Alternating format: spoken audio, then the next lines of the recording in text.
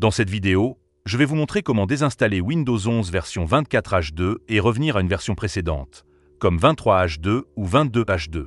Si vous avez récemment effectué cette mise à jour ou installé la nouvelle version et que vous préférez revenir à une version antérieure, que vous rencontrez des problèmes ou que vous souhaitez faire des tests, je vais vous montrer comment revenir à la version précédente. Avant de commencer, il est important de noter que vous disposez seulement de 10 jours après la mise à jour ou l'installation pour effectuer un retour en arrière. Passé ce délai, les fichiers nécessaires à la désinstallation seront automatiquement supprimés pour libérer de l'espace sur le disque dur. Si vous avez effectué la mise à jour ou l'installation de Windows il y a plus de 10 jours, il ne sera plus possible de faire ce retour en arrière via les options de récupération standard. Il est également important de noter qu'après la désinstallation de la mise à jour, vous devrez peut-être réinstaller certaines applications si elles ont été installées pendant que vous utilisiez la version 24H2. De plus, tous les paramètres que vous avez configurés dans cette version seront réinitialisés, mais vos fichiers personnels resteront intacts.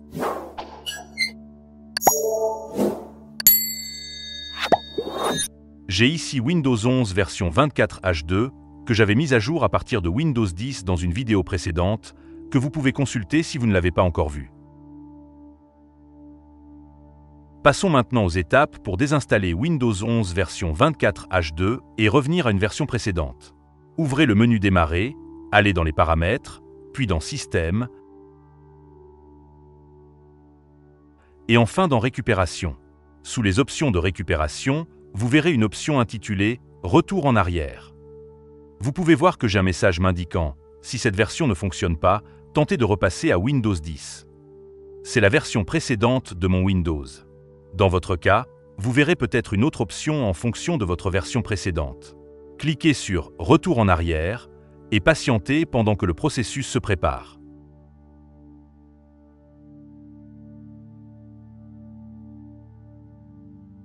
Ici, Microsoft vous demande de partager les raisons pour lesquelles vous désinstallez cette version. Vous pouvez laisser un commentaire en cliquant sur le lien si vous le souhaitez. Sinon, cliquez sur Suivant. Microsoft peut vous proposer de faire une mise à jour pour rester sur la même version si vous rencontrez des problèmes avec la version actuelle. Sélectionnez « Non, merci » à cette suggestion. Suivez ensuite l'assistant de désinstallation qui vous expliquera les conséquences du retour en arrière, telles que la possible suppression de certains programmes. Prenez le temps de lire ces informations pour mieux comprendre les impacts potentiels. Si vous utilisez un compte Microsoft, vous n'avez rien à craindre concernant les mots de passe. Toutefois, si vous aviez un mot de passe différent avant la mise à jour, vous devrez utiliser l'ancien mot de passe, c'est-à-dire celui que vous aviez sur la version précédente de Windows. Ensuite, cliquez sur « Retour à la version précédente ». Votre PC va redémarrer et réinstaller la version antérieure de Windows. Le PC redémarrera plusieurs fois, donc assurez-vous qu'il est bien branché, surtout si la batterie de votre appareil n'est pas suffisamment chargée. Après moins de 10 minutes, l'opération est terminée et nous sommes de retour sur Windows 10, la version initiale de mon système. Nous sommes bien revenus à la version 22H2 de Windows 10. Une fois cette opération terminée, vous pouvez libérer de l'espace disque en allant dans le panneau de configuration. Cliquez sur « Nettoyer les fichiers système », cochez les fichiers inutiles, puis cliquez sur « OK ».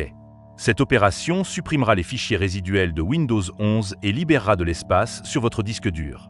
Je n'avais pas beaucoup d'applications installées, mais Chrome et tous mes fichiers sont toujours là. Je n'ai rien perdu durant l'opération. Voilà. C'est aussi simple que ça de revenir à une version précédente de Windows 11 si la mise à jour 24H2 ne fonctionne pas comme prévu. Si vous avez trouvé cette vidéo utile, n'oubliez pas de vous abonner, de laisser un pouce bleu et de partager vos commentaires. Merci d'avoir suivi et à bientôt pour de nouveaux tutoriels tech.